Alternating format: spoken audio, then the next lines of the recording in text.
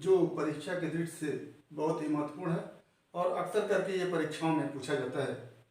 जिस टॉपिक को हम कहते हैं लेंस मेकर का फार्मूला या लेंस मेकर का सूत्र, तो अक्सर करके आपके यूपी बोर्ड की परीक्षाओं में इस टॉपिक को पूछते रहते हैं कि लेंस मेकर के फार्मूला को डिराइव कीजिए या लेंस मेकर के फार्मूला को स्थापित कीजिए। तो आज हम देखेंगे कि लेंस मेकर का फार्मूला क्या होता है। वस्तुतः लेंस मेकर का फार्मूला लेंस की फोकस दूरी, लेंस के पदार्थ का अपवर्तनांक और लेंस के दोनों तलों की वक्रता त्रिज्याओं के बीच संबंध को स्थापित करता है। तो यहाँ पर हम एक लेंस लिए हैं जिसकी वक्रता त्रिज्याएं क्रमशः R1 एवं R2 है। वक्रता त्रिज्याएं R1 एंड R2 और लेंस के पदार्थ का अपवर्तनांक N2 है। अपवर्तनांक क्या है? N2 है। तो ये हो गया वक्रता त्रिज्याएं R1 एवं R2 और लेंस के पदार्थ का अपवर्तनांक N2 है। और अभी हम लेंस के दोनों ओर अलग अलग माध्यम को लेकर के चल रहे हैं। जैसे ये लेंस है तो इस लेंस के इधर N1 अपवर्तनांक का माध्यम है और इस लेंस के इधर N3 अपवर्तनांक का माध्यम, यानी लेंस के दोनों तरफ अलग अलग अपवर्तनांक के माध्यम है। N1 अपवर्तनांक का माध्यम लेंस के बाएं तरफ, N3 अपवर्तनांक का माध्यम लेंस के दाएं तरफ और N2 खुद लेंस के पदार्थ का अपवर्तनांक है। तो ऐसी स्थिति में पहले हम इस अलग अलग अपवर्तनांक से संबंधित फार्मूला का डेरिवेशन करेंगे। उसके बाद हम इस लेंस के दोनों ओर एक ही माध्यम को रख करके फार्मूला का डेरिवेशन करेंगे और फिर लेंस के दोनों ओर निर्वात रख करके हम लेंस मेकर के फार्मूला का डेरिवेशन करेंगे। तो N2 जो है ये लेंस के पदार्थ का अपवर्तनांक है। ये हमारे तीन अपवर्तनांक वाले माध्यम हो गए। N1 लेंस के बाएं तरफ के माध्यम का अपवर्तनांक, N3 लेंस के दाएं तरफ के माध्यम का अपवर्तनांक, N2 लेंस के माध्यम का अपवर्तनांक और R1 एवं R2 लेंस के दोनों तलों की वक्रता त्रिज्या। अब लेंस मेकर के फार्मूला को डिराइव करने के लिए सबसे पहले हम क्या करते हैं कि एक तथ्य को स्पष्ट कर लेते हैं हम यहाँ पर कि जिस बिंदु से प्रकाश की किरण जाती है या जिस बिंदु की ओर जाती है वो बिंदु वस्तु बिंदु होता है और अपवर्तन के पश्चात जिस बिंदु पर अपवर्तित किरणें मिलती हैं या जिस बिंदु से आती हुई प्रतीत होती है वो बिंदु प्रतिबिंब बिंदु होता है। तो वस्तु बिंदु और प्रतिबिंब बिंदु के विषय में अगर हम जानना चाहें तो लिखेंगे कि जिस बिंदु से प्रकाश की किरण चलती है अथवा जिस बिंदु की ओर प्रकाश किरण जाती है वह बिंदु वस्तु बिंदु होता है। इस चीज को हमको देखना है।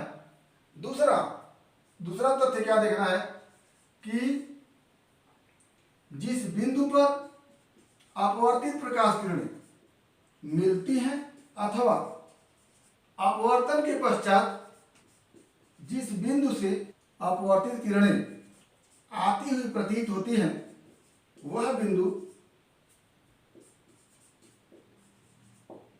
प्रतिबिंब बिंदु होता है। ये वस्तु बिंदु कौन सा होगा? जिस बिंदु से प्रकाश की किरणें चलकर लेंस पर आपतित होती हैं या जिस बिंदु की ओर आपतित किरणें जाती हैं वो बिंदु क्या होता है? वस्तु बिंदु होता है। और दूसरा, अपवर्तन के पश्चात अपवर्तित किरणें जिस बिंदु पर मिलती हैं या अपवर्तन के पश्चात अपवर्तित किरणें जिस बिंदु से आती हुई प्रतीत होती हैं वो बिंदु क्या होता है? प्रतिबिंब बिंदु होता है। तो इन दोनों तथ्यों को हमको ध्यान में रखना है। इनकी आवश्यकता होगी हमको। आगे हम यहाँ पर इस लेंस में दो तल है, एक तल है ये बायां तल या प्रथम तल या प्रथम पृष्ठ जिसको कहते हैं, और ये दूसरा पृष्ठ है। तो लेंसमेकर के फार्मूला के डेरिवेशन के लिए हम दोनों पृष्ठों से अलग अलग अपवर्तन का फार्मूला यूज करेंगे। जैसे हम गोलीय तल से अपवर्तन के फार्मूला को डिराइव कर चुके हैं, उसी फार्मूला का हम प्रथम गोलीय तल से अपवर्तन से संबंध में यूज करेंगे और उसी फार्मूला का द्वितीय गोलीय तल से अपवर्तन के संबंध में उपयोग करेंगे। तो यहाँ पर N2/V minus N1/U equal to N2 minus N1/R। N1 क्या है? गोलीय तल के पूर्व का माध्यम है या जिधर से प्रकाश की किरण चलती है उधर के माध्यम का अपवर्तनांक N1 है, और अपवर्तन के पश्चात जिधर प्रकाश की किरण चलती है उधर के माध्यम का अपवर्तनांक N2 है। तो ये हमारा फार्मूला है गोलीय तल से अपवर्तन संबंधी। अब इसी फार्मूले का हम उपयोग करेंगे। तो आइए हम देखते हैं कि सबसे पहले इस लेंस के सामने एक बिंदु O है, वस्तु बिंदु है ये, और जिसकी दूरी इस प्रथम तल से U है। पहले हम इस वस्तु बिंदु से चलने वाली प्रकाश की किरण के लिए पहले तल से अपवर्तन का फार्मूला लिखेंगे। तो पहला तल हमारा देखिएगा ये है, इस तरह का पहला तल है ये, और यहाँ पर वस्तु बिंदु O है, ये वस्तु बिंदु O है, और यहाँ से ये प्रकाश की किरण ऐसे चल रही है। अपवर्तन के पश्चात हल्का से ये मुड़ेगी, अपवर्तित होगी, और अपवर्तित होकर के आगे की तरफ बढ़ेगी। तो इस प्रथम तल के लिए ये माध्यम N2 अपवर्तनांक का है और इधर का माध्यम N1 अपवर्तनांक का है। तो पहले पृष्ठ से अपवर्तन संबंधी फार्मूला पहले हम लिखेंगे। तो लिखते हैं कि प्रथम तल से अपवर्तन के संदर्भ में क्या लिखेंगे? ये हमारा प्रथम तल है, इस प्रथम तल के इधर N2 अपवर्तनांक का माध्यम है जैसा कि हम देख चुके हैं, और इसके प्रथम तल के इस तरफ N1 अपवर्तनांक का माध्यम है। तो हम क्या लिखेंगे? N2/V,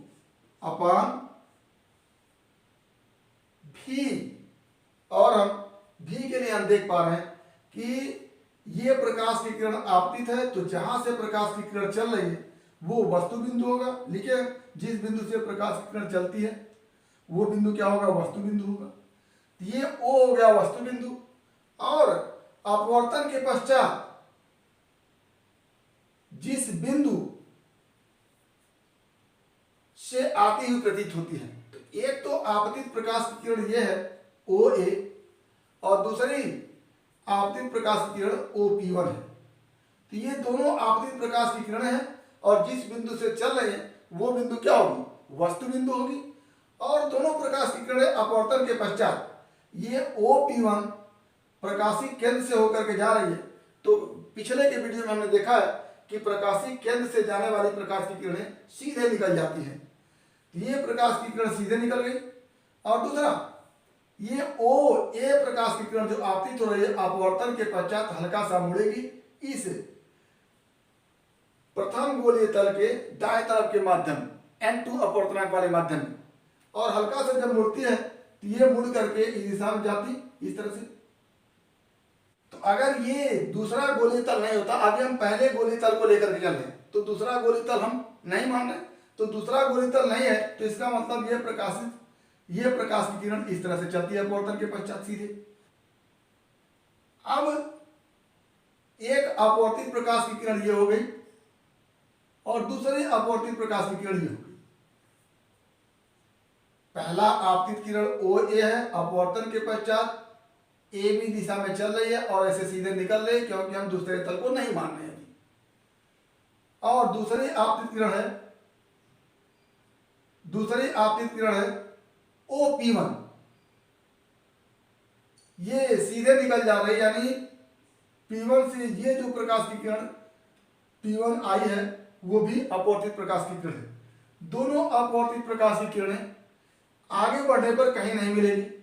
तो इधर से अगर देखिए तो दोनों अपवर्तित प्रकाश की किरणें इस बिंदु I' से आती हुई प्रतीत हो रही है। ये अपवर्तित प्रकाश की किरण यहां से आती हुई प्रतीत हो रही है, ये अपवर्तित प्रकाश की किरण यहां से आती हुई प्रतीत हो रही है। तो आप नीचे लिखे हैं कि जिस बिंदु से अपवर्तित प्रकाश की किरणें आती हुई प्रतीत होती है वो बिंदु प्रतिबिंब बिंदु होता है। तो ऐसे में आई डैश क्या हो जाएगा, प्रतिबिंब बिंदु हो जाएगा। और आई डैश की इस पहले गोलीय पृष्ठ से दूरी को भी डैश माने। तो यहां पर जब N2 अपान भी लिखने की बारी होगी तो हम लिखेंगे N2 upon V dash minus N1 upon U equal to N2 minus N1 upon R1, पहले गोलीय तल की वक्रता त्रिज्या। इसको इक्वेशन 1 कर लेते हैं। अब आते हैं दूसरे गोलीय तल से अपवर्तन के संबंध में। तो इस गोलीय तल पर, दूसरे गोलीय तल पर ये प्रकाश की किरण ए बी आपतित हो रही है और ये कहां से आ रही है देखेंगे तो आई डैश से आ रही है। तो जहां से प्रकाश की किरण आती हुई प्रतीत होती है वहां का बिंदु वस्तु बिंदु कहा जाता है। तो इस दूसरे गोलीय तल के लिए ये जो आपतित किरण ये भी है इस आई डैश से आती हुई प्रतीत हो रही है, यानी आई डैश दूसरे तल के लिए क्या होगा, वस्तु बिंदु होगा। यानी U के लिए आप लिख सकते हैं क्या, यहां से यहां तक हो गया V डैश और ये हो गया T, क्योंकि दूसरा तल ये है तो यहां से हम दूरी को नापेंगे। तो यहां से यहां तक की दूरी क्या हो जाएगी, V डैश प्लस T। तो U की जगह क्या लिखेंगे, V डैश प्लस T, ये हो गया। और दूसरे तल से अपवर्तन के पश्चात ये अपवर्तित किरण यहां आ रही है और अगर इस आई डैश को हम दूसरे तल के लिए वस्तु बिंदु माने तो आई डैश से ये प्रकाश की किरण चल रही है, अपवर्तन के पश्चात सीधे निकल जाएगी। ये ए बी आपतित किरण है दूसरे तल के लिए, अपवर्तन के पश्चात बी आई दिशा में चल रही है और ये आई डैश से फिर एक आपतित प्रकाश की किरण इस तरह से चल रही है जो प्रकाशिक केंद्र से होकर जा रही है, सीधे निकल जाएगी। तो ये P2I दूसरी अपवर्तित किरण होगी।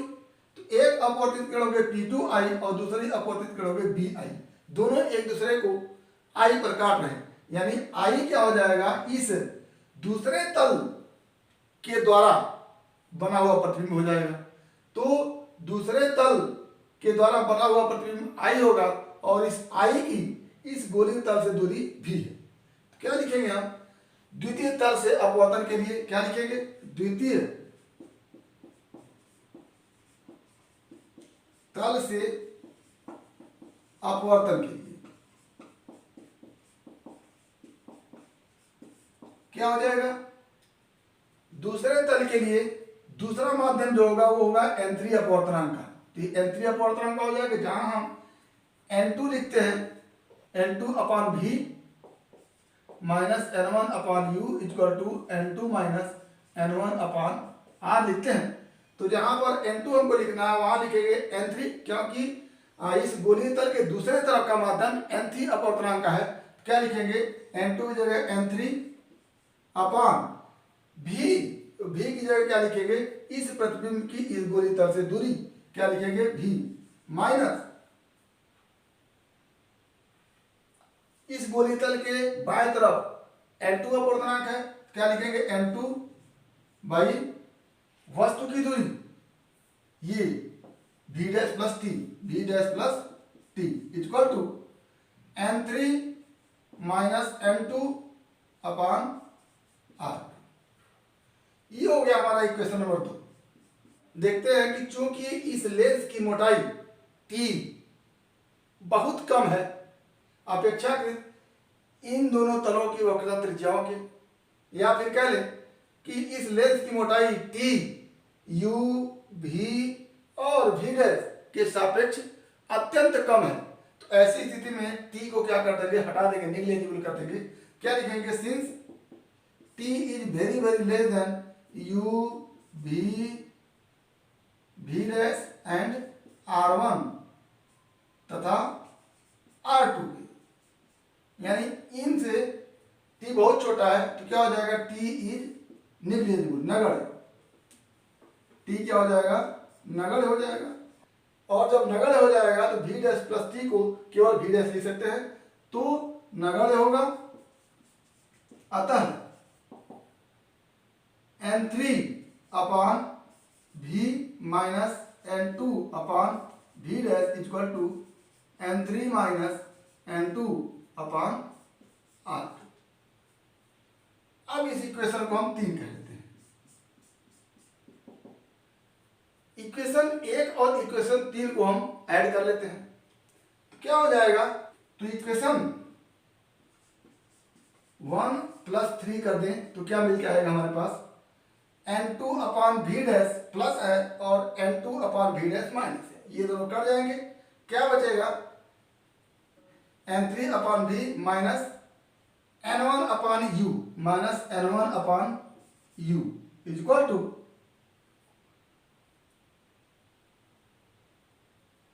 n2 माइनस n1 बटा r1 plus n3 minus n2 upon r2।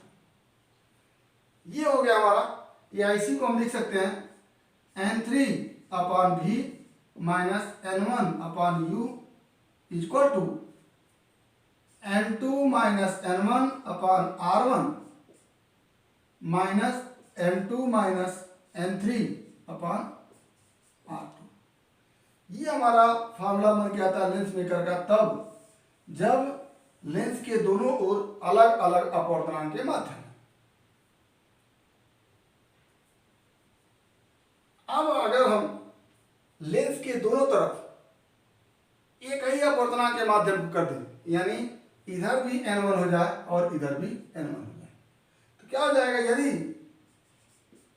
यदि लेंस के दोनों तरफ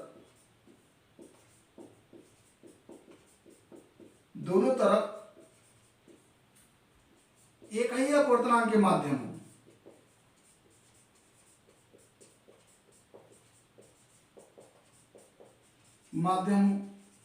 जब एक ही अपवर्तनांक के माध्यम हो जाएंगे तो n1 बराबर n3, या दोनों की जगह क्या लिख सकते हैं, n1 लिख सकते हैं। क्या हो जाएगा यहाँ से, अब ये फॉर्मूला बन के क्या आएगा, n3 की जगह n1 लिख सकते हैं, तो यहाँ से क्या बन के आएगा कि n1 by v minus n1 by u equal to n2 minus n1 by r1 minus n2 minus n1 by r2। यहाँ पर n3 की जगह n1 रख लिया, n3 की जगह n1 रख लिया, तो क्या बन के आएगा, यहाँ से n1 कॉमन ले लेते हैं, 1 by v minus 1 by u equal to n2 minus n1 common लेकर के लिखेंगे 1 by r1 minus 1 by r2। ये हमारा हो गया एक फार्मूला। क्या हो जाता है, imply that 1 by v minus 1 by u equal to n2 by n1 minus 1 by r1 minus 1 by r2। और ये n2 माइनस n1 को हम लिखते हैं पहले माध्यम के सापेक्ष दूसरे माध्यम का अपवर्तनांक, तो ये हो जाता है 1 by v minus 1 by u equal to 1n2 minus 1 into 1 upon r1 minus 1 upon r2। ये हो गया। अब यहां से अगर हम देखें कि यदि वस्तु बिंदु अनंत पर हो, यदि वस्तु बिंदु अनंत पर हो तो u इक्वल टू क्या लिख सकते हैं आप, इनफाइनाइट, और v इक्वल टू क्या हो जाएगा, f। अगर वस्तु अनंत पर होता है तो उसका प्रतिबिंब फोकस पर बनता है, यानी v इक्वल टू f हो जाएगा, u इक्वल टू इनफाइनाइट हो जाएगा। तो ऐसी स्थिति में हम क्या लिखेंगे, यहां पर मान रखते हैं 1 by f minus 1 by infinite equal to 1 and 2 minus 1 और 1 by r1 minus 1 by r2, ये चीज। और यहां से क्या बन के आएगा 1 by f equal to 1n2 minus 1 minus 1/r2 ये हो गया। अब हम अगर इस इक्वेशन को इक्वेशन 4 कह लें तो क्या हो जाता है, और इसको हम इक्वेशन 5 कह लें। तो इक्वेशन 4 और 5 से देख रहे हैं राइट हैंड साइड दोनों सेम है, तो इक्वेशन 4 एवं 5 से क्या हो जाता है, पहले तो 1/v minus 1/u equal to 1/f, एक फार्मूला ये बन के आता है, और एक फार्मूला ये है, इसी को हम क्या कहते हैं, लेंस मेकर का फार्मूला कहते हैं। तो ये हमारा हो जाता है लेंस मेकर का फार्मूला, लेंस मेकर का सूत्र क्या है, 1/f है लेंस की फोकस दूरी, 1m2 पहले माध्यम के सापेक्ष दूसरे माध्यम का अपवर्तनांक, या जिस माध्यम में लेंस रखा हुआ उस माध्यम के सापेक्ष लेंस के पदार्थ का अपवर्तनांक 1m2 minus 1/r1 minus 1/r2। और यदि हम इस लेंस को निर्वात में रखें तो जहां हम 1m2 लिख रहे हैं वहां क्या लिख सकते हैं, केवल m लिख सकते हैं। क्या लिखेंगे कि यदि लेंस निर्वात में हो क्या हो जाएगा, 1 and 2 किस में बदल जाएगा, केवल यह में बदल जाएगा, यानी 1 and 2 जो सापेक्ष अपवर्तनांक था वो निरपेक्ष अपवर्तनांक हो जाएगा। तो लेंस मेकर का सूत्र भी क्या बन जाएगा, लेंस मेकर का सूत्र होगा 1/f equal to n minus 1/r1 minus 1/r2। ये हमारा एक तो हो गया कि यदि लेंस के दोनों ओर निर्वात हो तो लेंस मेकर का फार्मूला ये है, यदि लेंस के दोनों ओर एक माध्यम हो तो ऐसी स्थिति में लेंस मेकर का फार्मूला ये बन के आएगा। और लेंस मेकर के फार्मूले से ही हम वस्तु की दूरी, प्रतिबिंब की दूरी और लेंस की फोकस दूरी में संबंध स्थापित कर सकते हैं। तो ये हमारा लेंस मेकर का फार्मूला रहा, जिसका डेरिवेशन हमारे सामने रहा। तो इसमें सबसे पहले हम क्या करते हैं कि इस लेंस को दो तलों में विभाजित कर देते हैं। ये हमारा प्रथम तल होता है, ये द्वितीय तल होता है। लेंस के सामने जो वस्तु रखी है उससे चलने वाली प्रकाश की किरण का अपवर्तन पहले तल से होता है, और उसके लिए पहले तल से अपवर्तन का फार्मूला लगाते हैं। पुनः जो लेंस के अंदर अपवर्तित प्रकाश की किरण है दूसरे तल के लिए आपतित प्रकाश की किरण हो जाती है, और दूसरे तल से अपवर्तन होता है। दूसरे तल से अपवर्तन का फार्मूला लिखने के लिए हम ये जो आपतित किरण है उसको देखते हैं कहां से आ रही है, इस पहले तल से जो प्रतिबिंब बना हुआ है वहां से आ रही है। तो ये जो प्रतिबिंब है वो दूसरे तल के लिए वस्तु का काम करेगा। तो इस प्रतिबिंब की दूरी दूसरे तल से v डैश प्लस t होगी, तो वस्तु की दूरी हो जाएगी v डैश प्लस t और प्रतिबिंब की दूरी हो जाएगी v।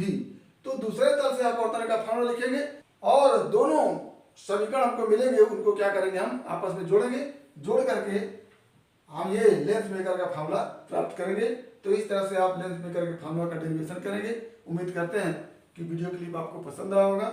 यदि इसमें किसी प्रकार की समस्या हो तो आप हमारे YouTube चैनल के कमेंट बॉक्स में कमेंट करके अपनी समस्या का समाधान करेंगे।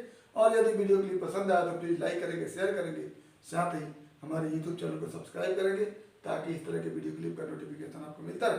तो आज बस इतना ही। अगला टॉपिक अगले वीडियो क्लिप में एक बार फिर आपके भविष्य के लिए बेस्ट ऑफ लक। धन्यवाद।